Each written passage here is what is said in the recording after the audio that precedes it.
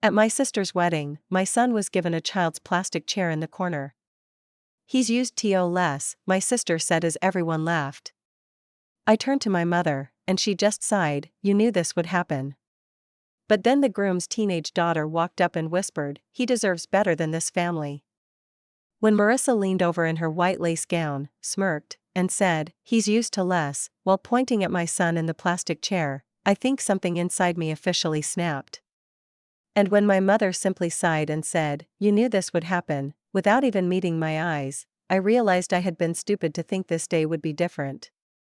It was Elise, the groom's teenage daughter, who finally looked me dead in the eyes and whispered, he deserves better than this family.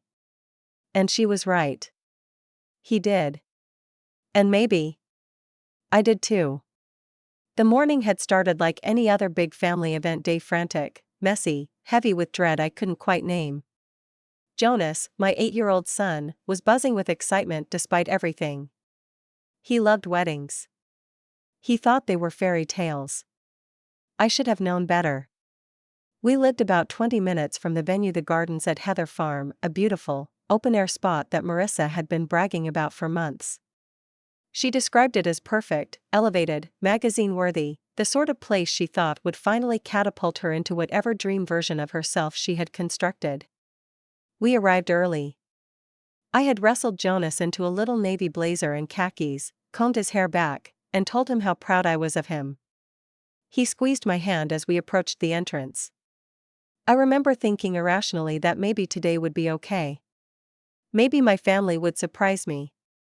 Inside, guests were already milling about, thin, polished women in pastel dresses, men in tailored suits. Marissa's crowd. I spotted the seating chart on a decorative easel near the entrance. I ran my finger down the list. My name. A table near the back. But where was Jonas's name? I scanned again. Nothing. I asked one of the wedding planners, a harried young woman with a clipboard, and she gave me a strained smile. Oh, the kids have a special area. She chirped. She pointed across the courtyard. And there it was, a sad little children's table tucked away near the back fence, half hidden behind a row of fake topiaries.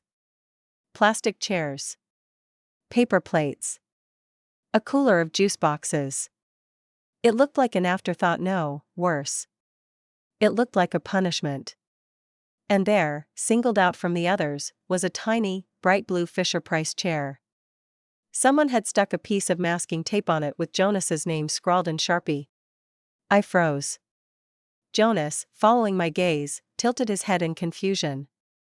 Then Marissa saw us. She glided over in her full bridal regalia, laughing, looking every inch the Disney princess she had always dreamed of being. Her eyes sparkled not with joy, but with mischief. He's used to less.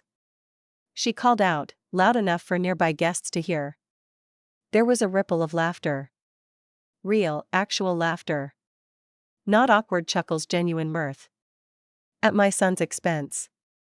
I blinked back tears. I looked at my mother, standing off to the side, sipping champagne. She met my eyes, briefly, then looked away and sighed. You knew this would happen, she said, almost pityingly. I crouched down next to Jonas.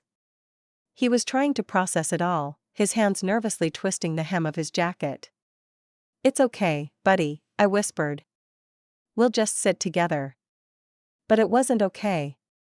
It wasn't even close. The reception rolled on. Toasts were made. People danced. I stayed near the children's corner with Jonas, pretending to be busy. Pretending it didn't hurt. Every now and then, I caught people glancing our way, smirking. Whispering. At one point, Aunt Denise, who had always had a knack for cruelty, walked by and said under her breath, some people just don't know their place. I wanted to scream. I wanted to pick up Jonas and run. But Jonas, sweet, innocent Jonas, was trying so hard to have a good time. He colored pictures. He nibbled at the cold pizza someone had provided. He laughed at the magician they had hired for the kids. And then, when I thought I might physically combust from holding in my anger, a small figure approached us. Elise. She was maybe 16, awkward and gangly in a way that made her instantly relatable. Her hair was escaping its updo. She wore Converse under her satin dress. She knelt down next to Jonas, handed him a miniature chocolate bar from the dessert table, and whispered so only I could hear, "He deserves better than this family." I think I stared at her longer than was polite. I could have cried right there, not because it hurt but because for the first time that day, someone saw us. She smiled at Jonas and ruffled his hair. Then she slipped away, unnoticed by the adults still drinking and toasting under the fairy lights. I don't know how we made it through the next few hours. The first dance. The cake cutting. The endless photos. I stayed in the background, invisible. Which, frankly, was better than being mocked. I only broke when I overheard two of Marissa's friends gossiping near the bar. She always was a little rough around the edges, wasn't she? It's sad. She brings that poor boy around like he's some kind of ticket back in. Back into what? To a family that had decided long ago that I and by extension, Jonas were burdens? Embarrassments? I scooped Jonas up, grabbed my purse, and without a word, made my way toward the exit. As we passed the head table, Marissa spotted us. Leaving already? She called out, mock surprised. Don't forget to grab a goodie bag. Another round of laughter. I stopped, turned back toward her, and for the first time in my life said exactly what was on my mind. I hope you get exactly what you deserve out of this marriage, Marissa. The laughter faltered. A few guests shifted awkwardly. I didn't care. I turned, Jonas in my arms, and walked into the cool night air, never looking back. The night air hit us like a wall, crisp, biting, real. Jonas rested his head against my shoulder as I walked toward the parking lot. I could feel his small hands fisting my jacket, the way he used to do when he was a toddler and the world felt too big. I unlocked the car, set him carefully in the back seat, and crouched down in front of him. His face was tired, a little sad, but mostly confused. Did I do something wrong? He asked quietly. God. That question shredded whatever pieces of restraint I had left. I kissed his forehead, smoothed his hair back, and shook my head. No, sweetheart. You didn't do anything wrong. Not even a little bit. He nodded, as if he didn't fully believe me but trusted me enough not to argue. The drive home was silent. Walnut Creek was still buzzing with weekend life, couples strolling downtown, teens laughing at late-night diners, but in our little car, it felt like another world entirely. I thought back to all the moments that had led here, not just today, but years and years of moments I had brushed off or excused. The time Marissa joked about how I must be so grateful she let Jonas be her ring bearer at her engagement party. The time my mother said, over brunch, that she didn't understand why Jonas always looked so scruffy compared to the other kids in the family. The time my Uncle Dean, drunk at Christmas, said, you had one job to stay married and you couldn't even manage that. Little cuts, small humiliations, accumulating over time like sand piling up in an hourglass, until finally it buried me. Tonight had just been the inevitable collapse. At home, I tucked Jonas into bed and sat beside him until his breathing deepened, slow and steady. I stared at the ceiling for a long time, trying to figure out what to feel. There was no single moment when you realized a relationship was broken. It was always a slow erosion. Tiny acts of disrespect. Silent agreements to tolerate the intolerable. Tonight felt like a line had been crossed. I went to the kitchen, poured myself a glass of water, and sat at the table. The wedding favor, a tiny white box with sugared almonds, sat on the counter, mocking me. I threw it in the trash without even opening it. The next morning, the text started. Mom, we're disappointed you made a scene. Aunt Denise, you embarrassed yourself more than anyone else. Marissa, a single crying laughing emoji. I stared at the screen, heart pounding, fingers itching to type something cruel in response. But I didn't. I couldn't summon the energy. Instead, I put the phone down and went about making pancakes for Jonas, who bounded into the kitchen in his dinosaur pajamas, chattering about cartoons and dinosaurs and chocolate chips. Watching him, I realized something sharp and painful: they didn't deserve him. They didn't even see him. To them, he was just a prop, another stage to showcase their superiority. They didn't care about the way he scrunched his nose when he left, or how he insisted on saying thank you to every cashier, every waiter, every bus driver. They didn't know him. And they certainly didn't love him.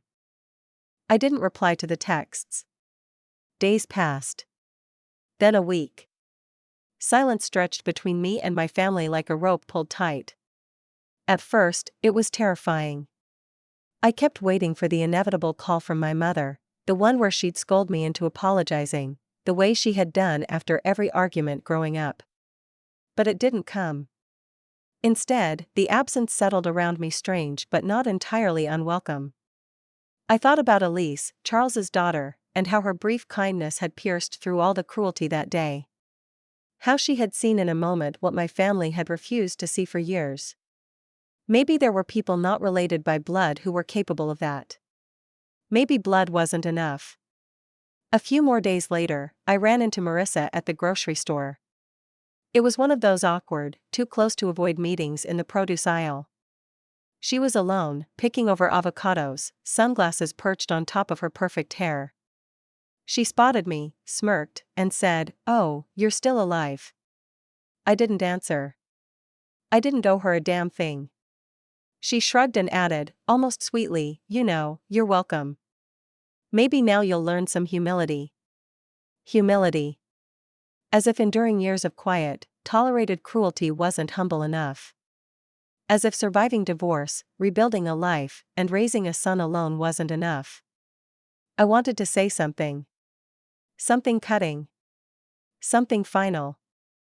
But looking at her, really looking at her, all I saw was a sad, brittle woman clinging to whatever scraps of superiority she thought she had. So I did something even more cutting. I turned and walked away without saying a word. Life moved on. Jonas finished the school year strong. His teachers praised his kindness, his curiosity, his resilience. I kept my head down, focused on work, on parenting, on building a life that felt real, solid, unshakable. The invitations to family events stopped coming. The texts dwindled to nothing. And surprisingly, the world didn't end. It opened up. Summer crept into Walnut Creek slowly, heavy with the smell of jasmine and sun-warmed asphalt. Without the distraction of family events and passive-aggressive brunches, weekends stretched wide open. Jonas and I filled them with small, ordinary joys: trips to the Lindsay Wildlife Experience, lazy afternoons at Civic Park, quiet evenings reading in bed with the windows open to catch the breeze. It felt strange at first, this freedom. Like waking up in a different country where you didn't quite speak the language. I kept waiting for the guilt to creep back in, for the old, familiar shame to pull me under. It never did. Not entirely. There were moments, though, flashes of doubt. Late at night, after Jonas had fallen asleep, I would sit by the window, scrolling through social media, seeing the curated highlight reels of my family's life. Marissa posting smiling pictures from some Napa wine tour, my mother attending charity galas, my cousins gathered around enormous oak tables for Sunday dinners. No one mentioned me. No one asked where I was. It was like I had never existed. And for a while, that hurt worse than anything. One Thursday afternoon in July, as Jonas and I browsed through the aisles at the local bookstore, my phone buzzed with a call from a number I didn't recognize. I let it go to voicemail. Later, as Jonas flipped through a new graphic novel, I listened. It was Elise. Her voice, tentative but steady. "Hi, I hope this isn't weird. I got your number from the RSVP list. I wanted to say I'm sorry. For everything. For what my dad's side did. For what your sister did. It wasn't right. Anyway, if you ever want to get coffee or something. Or if Jonas ever wants a big sister figure. I'm around." The message ended awkwardly, with a little nervous laugh. I stared at the phone for a long time, heart pounding. Someone had remembered. Someone cared. I didn't call back right away. I wasn't ready yet. Trust was a fragile thing, and mine had been worn thin, threadbare. Instead, I moved cautiously through the summer, building a life from scratch. I signed Jonas up for a weekend science camp. I joined a book club that met every second Tuesday at a tiny independent coffee shop. I started going for early morning walks, watching the sunrise spill gold over the foothills, breathing in air that felt a little cleaner every day. Each small step was a stitch, sewing myself back together. September came. Jonas started third grade at a new school, a smaller, quieter place where the teachers knew every child's name by the end of the first week. On back-to-school night, I watched him proudly show off his desk, his science project about volcanoes, his neatly labeled cubby. He grinned up at me, missing one front tooth, beaming with a kind of pure, uncomplicated happiness that nearly brought me to my knees. I realized then how little we had needed all along. Not validation. Not approval. Just each other. Just a place to breathe. One chilly Saturday morning, standing in line for coffee, I heard my name. Amelia? I turned to see Elise, wearing a hoodie and leggings, clutching a reusable coffee cup, looking both surprised and genuinely happy to see me. For a moment, old instincts kicked in distrust, caution, but then I remembered her quiet kindness, her whispered words at the wedding. She didn't owe me anything. And yet, here she was. We ended up sitting at a corner table, awkward at first, then easier, lighter. She told me about school, applying to colleges, wanting to study social work because someone has to be better than the adults I got stuck with. I told her about Jonas, about his science camp, about how he wanted to be an inventor, or maybe a zookeeper. We laughed. Real laughter. The kind that didn't feel like knives aimed at your ribs. It wasn't a dramatic reconciliation. It wasn't some sweeping gesture that made everything right. It was just human. And for the first time in a long time, I felt like maybe, just maybe, I wasn't completely alone. After that coffee with Elise, something shifted inside me, subtle but permanent, like the way a hairline crack in glass changes everything, even if you can't always see it at first. It wasn't just that someone had reached out. It was that someone real had reached out. Someone who saw the things my own family refused to acknowledge. We met a few more times over the following months. Nothing formal, no heavy conversations. Sometimes it was coffee. Once we grabbed burgers after Jonas's Saturday soccer game. Jonas adored her almost instantly. He called her Big Sis Elise and made her laugh with ridiculous made-up jokes about dinosaurs and robots taking over the world. I didn't trust easily anymore, but with Elise, I didn't feel like I had to earn my right to exist. She just accepted us. That was something I hadn't realized I'd been starved for until it was offered so freely.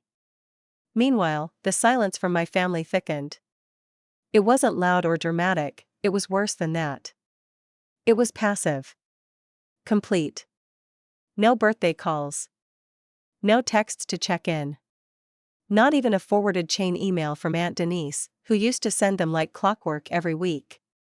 Sometimes I caught myself reaching for my phone, tempted to bridge the gap. Maybe if I apologized for ruining the wedding. Maybe if I explained, again, that I hadn't meant to cause a scene. But then I'd remember Jonas sitting on that plastic chair, clutching a paper plate of cold pizza, looking up at me like he was trying to understand why everyone else had a place and he didn't. And the urge would die in my throat. They hadn't just hurt me. They had humiliated my child. They had done it deliberately, publicly, and without a shred of remorse. Some things you don't come back from. The holidays approached like a slow-moving storm. For the first time in my life, there were no frantic phone calls about who was hosting Thanksgiving, no passive-aggressive debates about who was bringing which side dish. There was nothing. Jonas, thankfully, was too young to notice the difference. Or if he did, he didn't say anything. Instead, we made our own plans. We spent Thanksgiving morning volunteering at a food bank downtown, handing out turkey dinners to families who looked tired but grateful. Jonas insisted on helping pack every bag himself, checking twice to make sure each one had cranberry sauce because, in his words, it's the best part. Later that night, we ate grilled cheese sandwiches and tomato soup on the living room floor, watching Charlie Brown reruns and laughing until Jonas fell asleep halfway through his second cookie. It wasn't glamorous. It wasn't Instagram worthy. But it felt real. It felt right. In December, Jonas asked if we were going to Grandma Nora's for Christmas. I hesitated. I didn't want to lie. But I didn't want to poison him against people he was too young to understand had already discarded him. So I chose my words carefully. No, Bud, I said, smoothing his hair back. We're starting our own traditions this year. He thought about it for a second, then nodded solemnly, like I had just handed him some great, serious responsibility. Can we have pancakes for dinner? He asked. I smiled. Absolutely. Christmas morning, we made pancakes in our pajamas, piling them high with whipped cream and strawberries. Jonas built elaborate Lego cities while I sipped coffee and let the day unfold slowly, without expectations. Later, we bundled up and walked through Civic Park, admiring the simple lights strung along the trees, the kids tossing footballs across the frost-dusted grass. There were moments, little ones, when grief pricked at the edges. A memory of past Christmases when Jonas was younger, surrounded by cousins and uncles and paper-crinkled chaos. But mostly, there was peace. Not joy, exactly.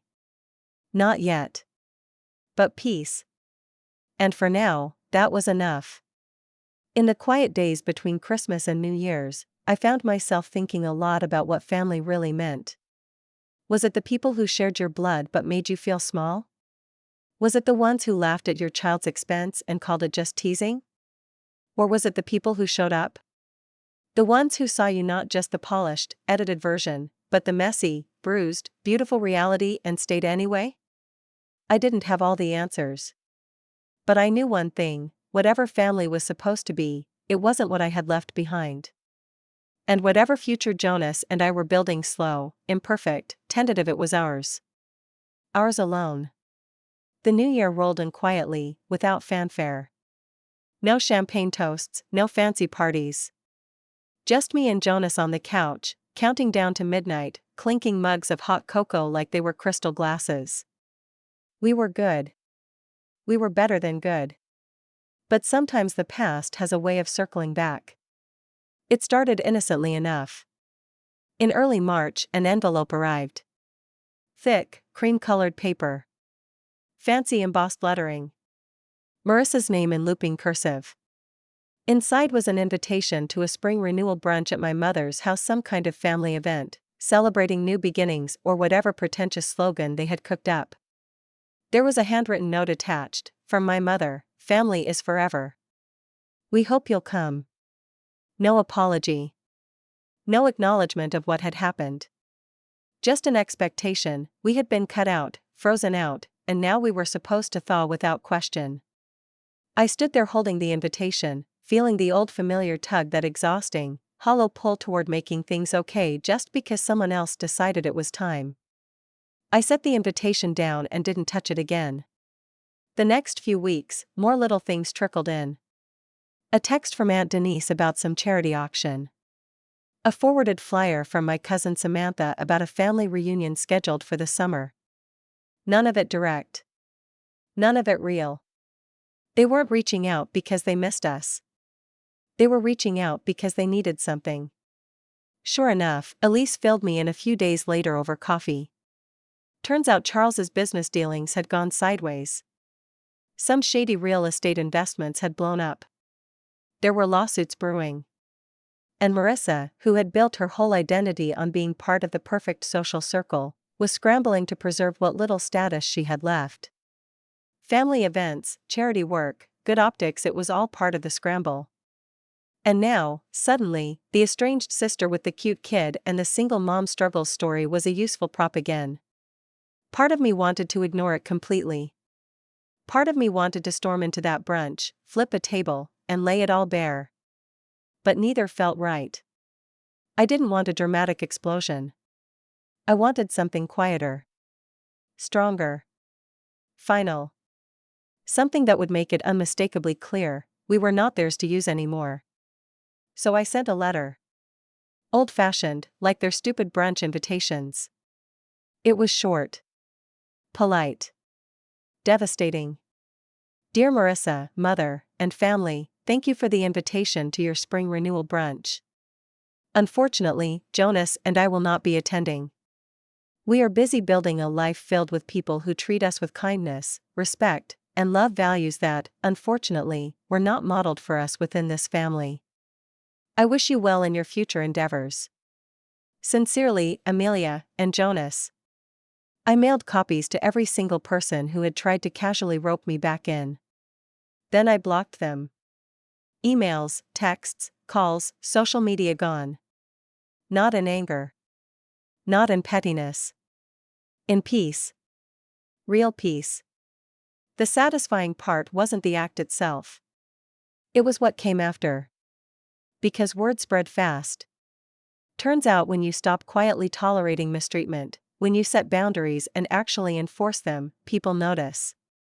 At first, I heard secondhand that Marissa was furious. That mother was heartbroken. That Aunt Denise called me ungrateful to anyone who would listen. But over time, their voices got quieter. Not because they understood. Because no one was listening anymore. Their cruelty, once hidden behind smiles and charity events, started leaking out into the open. The perfect image cracked. And without me, without Jonas, they didn't have their scapegoat anymore. They had to sit with themselves. Meanwhile, my life bloomed. Jonas thrived at school, earning a spot in an accelerated program for gifted students. We took a trip to Yosemite in the summer, hiking until our legs ached and laughing over campfire s'mores. I started dating again, nothing serious yet, but different. Healthier. No more chasing approval from people who treated love like a reward you had to earn. Elise became part of our little world, dropping by with college brochures and stories about her new internship at a local community center. She was family now, not by blood, but by choice. Real family. One evening, as Jonas and I sat on the porch watching the sunset, he leaned against me and said, "I'm glad it's just us." And I realized, for the first time in a long time, that I was too. Not because we didn't have anyone else. Because the people we had now were the ones who mattered. Because we had built something real, brick by slow brick. Without cruelty. Without begging. Without needing to fit into someone else's cracked idea of love. We were enough. We had always been enough.